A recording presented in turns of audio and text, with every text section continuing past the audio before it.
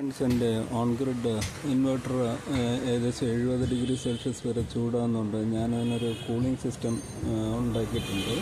അതിൻ്റെ ഡീറ്റെയിൽസ് ഞാൻ just share ചെയ്യണം. ഓഫ് ദ ഷെൽഫ് കിട്ടുന്ന വെച്ചിട്ടാണ് ഉണ്ടാക്കിയത്. അപ്പോൾ ആർക്ക് വേണമെങ്കിലും ചെയ്യാവുന്ന രീതിയിലാണ്. അപ്പോൾ അതിൻ്റെ കോമ്പണൻസ് ഇതാണ്.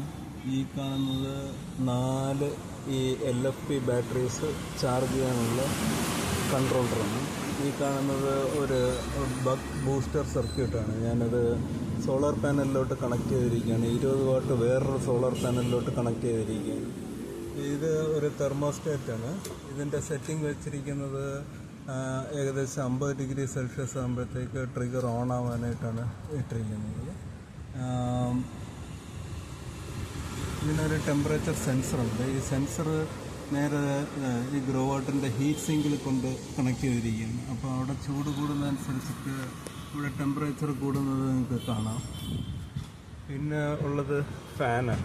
ഒരു ഫാൻ ഇങ്ങനെ ഒരു കുഴലിനകത്ത് വെച്ചിട്ട്, ഒരു ഡ്യുവൽ ഫാനാണ്. അത് കുഴലിനകത്ത് വെച്ചിട്ട് കുഴലിൻ്റെ മുകളിൽ ഇങ്ങനെ ഹോൾസ് ഇട്ട് കൊടുക്കുന്നുണ്ട്. അപ്പോൾ ഈ ഹോൾസ് വഴി ഇതിനകത്തോട്ട് എയർ അടിച്ച് കയറ്റും.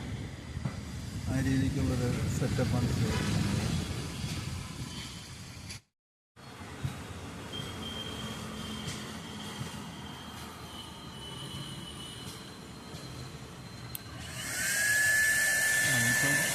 ഇത് ട്രിഗറായി ഫാൻ ഓണാവും.